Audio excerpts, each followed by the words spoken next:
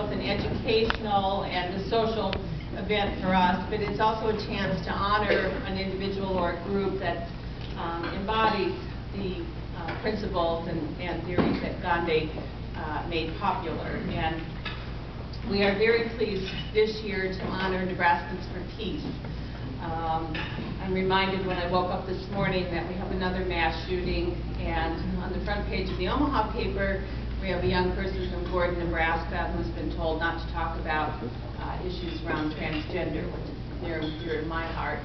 So all of the issues that we struggle with continue in the contemporary. I thought we couldn't have planned a better front page for this conference today. These are not historical issues, they're very common issues. And the comment was just made to me from Nebraskans for Peace. We're not always honored at all of the social events and organizations, which makes it even more important for us to honor them. I want to read just briefly. The mission of Nebraskans for Peace is a statewide grassroots advocacy organization working nonviolently for peace with justice through community building, education, and political action. And most of you may be familiar with Nebraskans for Peace. They started in 1970.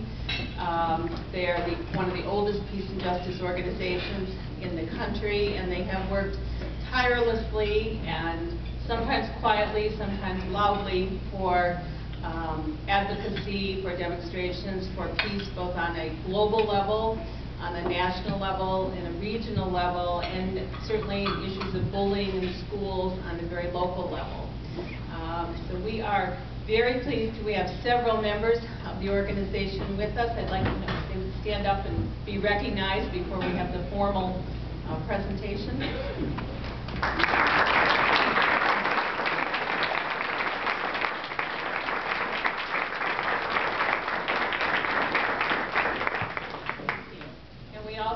One of the treats of this day for me has also been Virginia Walsh, is a dear friend of my mother's who used to do escorting at Planned Parenthood at the abortion clinic. So it's a long history. I'm going to present the award for Nebraskans for Peace from the Grace Abbott School of Social Work and from UNO as a community, and Frank LaMere is going to accept for us and say a few words. So. And Mark, you've seen it. It's heavy, I'm not going to drop it. Here's the award.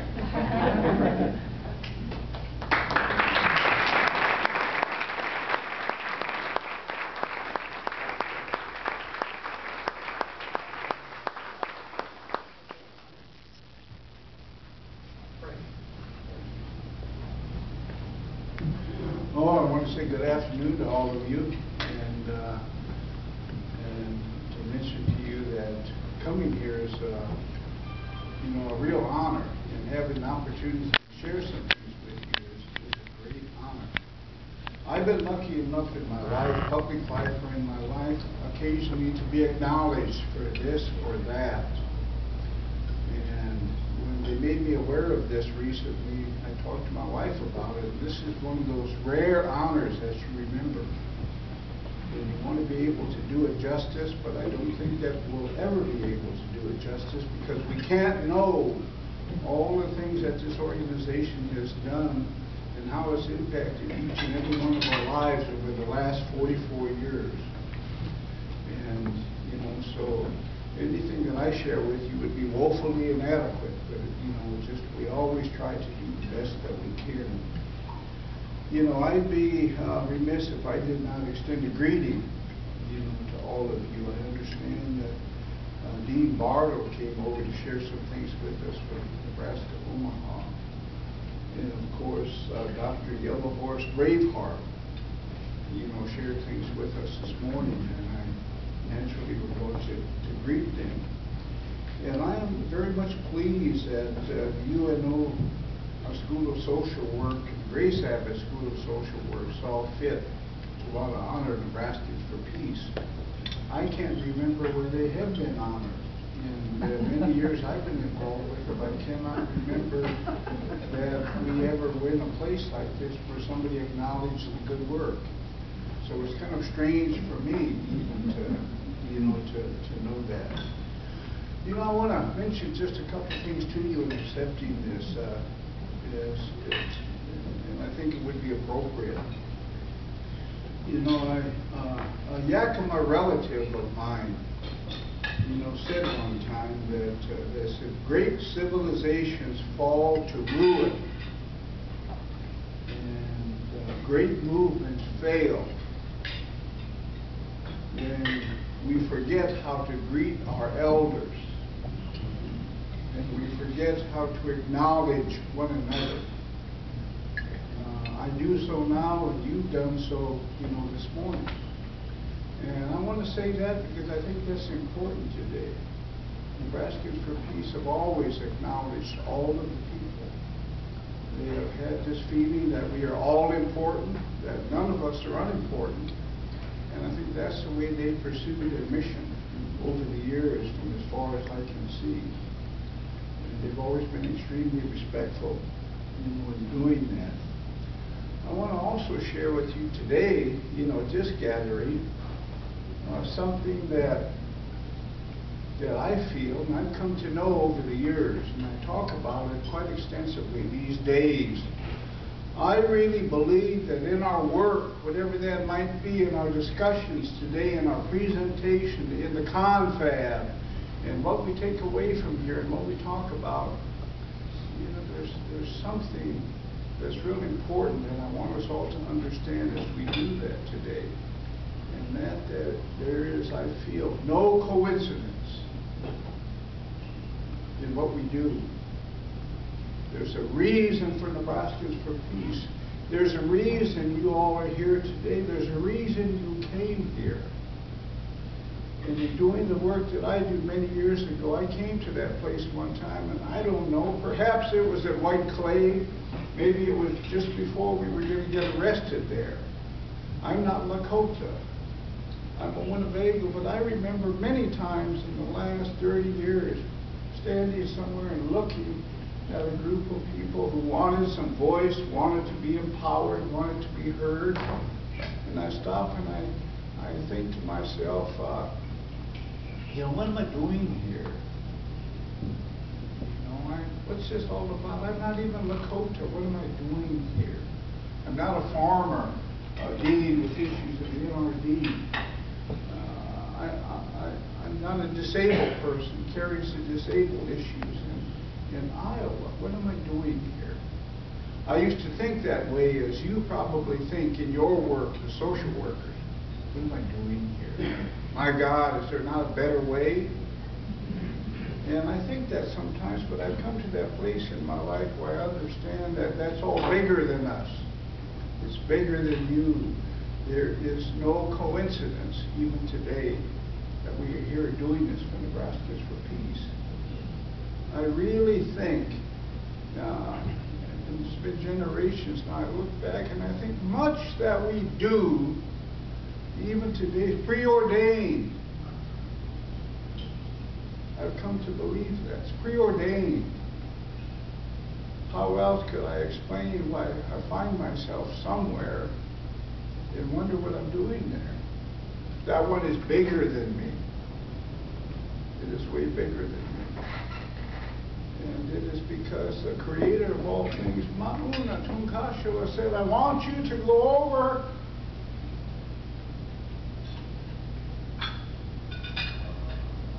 and to do some things.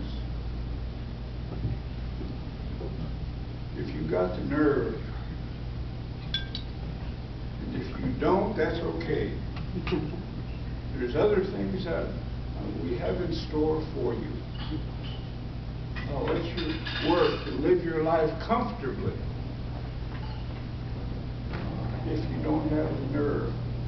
Nebraskans for Peace has shown me over 20 years now that they continue to have the nerve. And I want to encourage them in that regard. I'm encouraged by it. I rarely listen to anybody in my life. There's every day, there's many, many people. They need this, they need this, they need this. This is how we need to do it. And there's too many issues. not enough time, but Nebraskans for Peace calls and says, we need to do this. I said, well, we better do that. You know, and I'm pleased. I want Mark and all Nebraskans for Peace to know that I don't do that. But when you call that, you know, we always jump, you know, because I know that what you do is very important. I accept the award on behalf of Nebraskans for Peace, mindful that there are many issues. There are many battles, many efforts that continue even today. Nebraskans for Peace right now synonymous with the ongoing issues concerning the XL pipeline. They are champions in issues today in Nebraska of climate change. You know, they are continuing to deal with peace issues, Middle Eastern peace issues of bullying. They're always on the front line. I have come to know that Nebraskans for Peace over the years sets the agenda for Nebraska on those issues that our elected leaders are afraid to tackle. They make it okay to talk about these things that we talk about. And it takes an organization like that to do that. You know, to have the nerve, to have the resolve to say that we should do something about climate change, we should do something about this pipeline, we should do something to try to get along.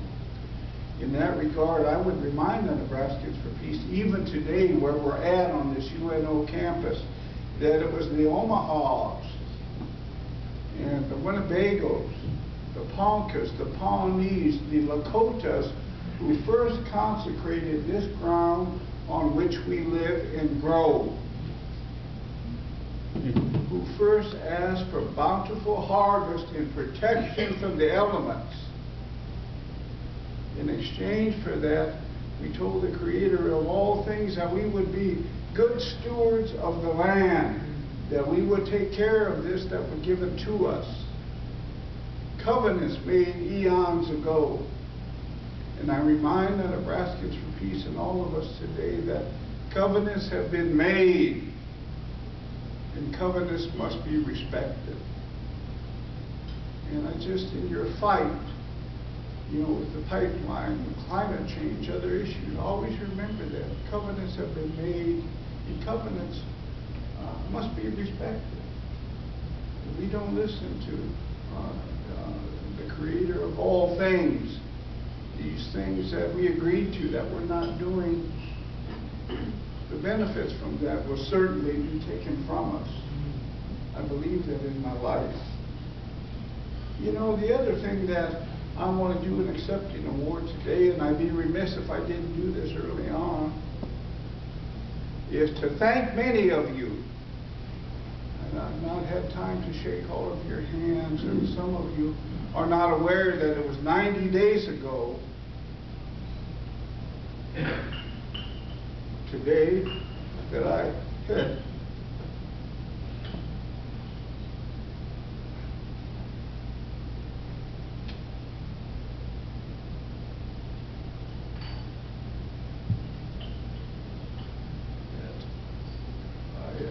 lost my daughter. I would be remiss if I did not say thank you to all of those and to the Nebraskans for Peace who came forward and offered words of prayer, words of encouragement, and words to live by.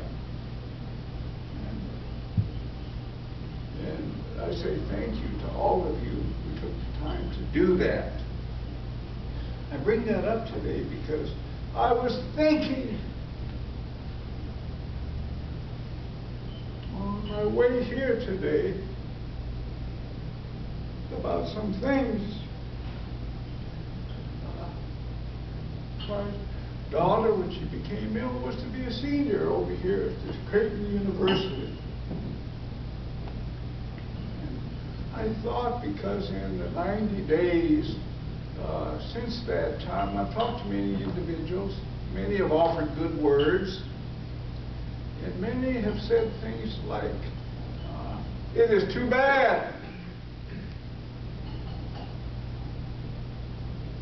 that she had many dreams, many things that she wanted to do. And in many respects, she wanted to do those things, and she was like-minded, even to the Nebraskans for Peace and to myself. And they used this word, I've heard they said those things will be unfulfilled.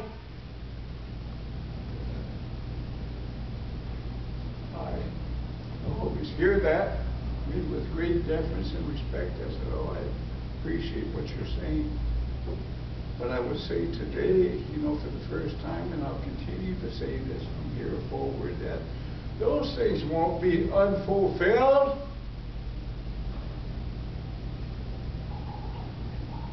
Those things that need to be done, those things that she wished to do, they will not be unfulfilled. I will do them.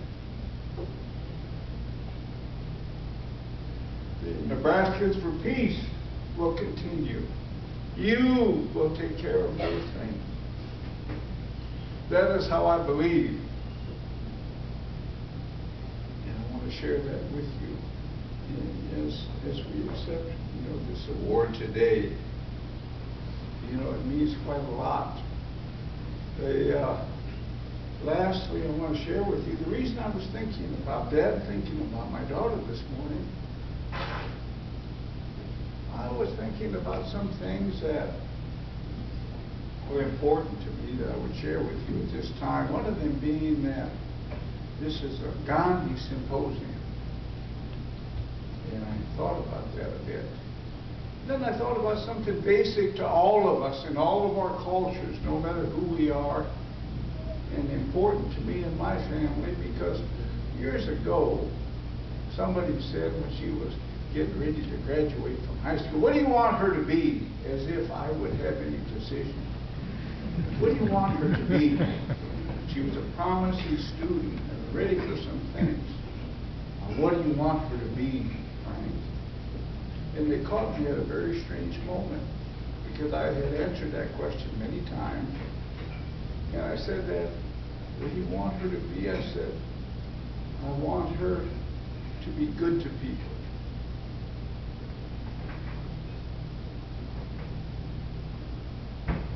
I want her to be good to people. I think back like all of us, and that was the first thing that I ever said to her that I remember. You be good to him. You be good to her. The first thing I remember in my life was my father and my mother saying, you be good to him. You be good to her. It's the first thing we say. Then we live life and we forget it. It takes the Nebraskans for Peace to remind us of that. And I'm a member of Nebraskans for Peace, so I remind you of that today, of the importance of being good to one another.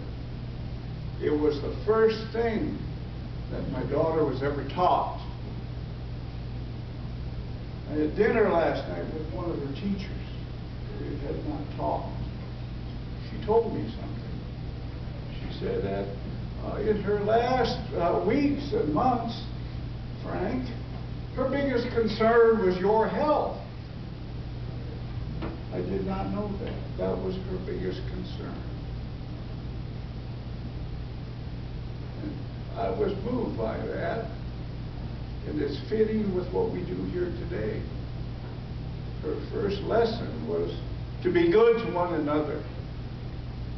Be good to people. And I understand that her last pronouncement was,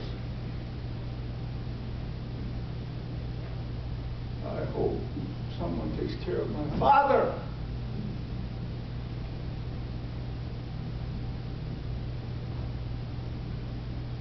She, in her life, learned that lesson that we at the Nebraska for Peace try to impart every day in the work that we do.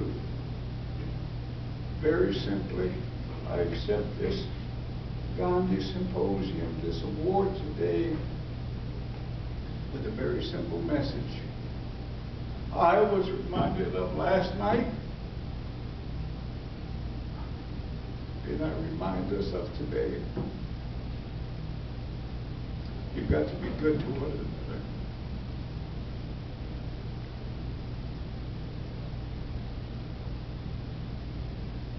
You've got to be good to one another. I say that, I accept that. And I say, Peanut Gigi, I say thank you, for everything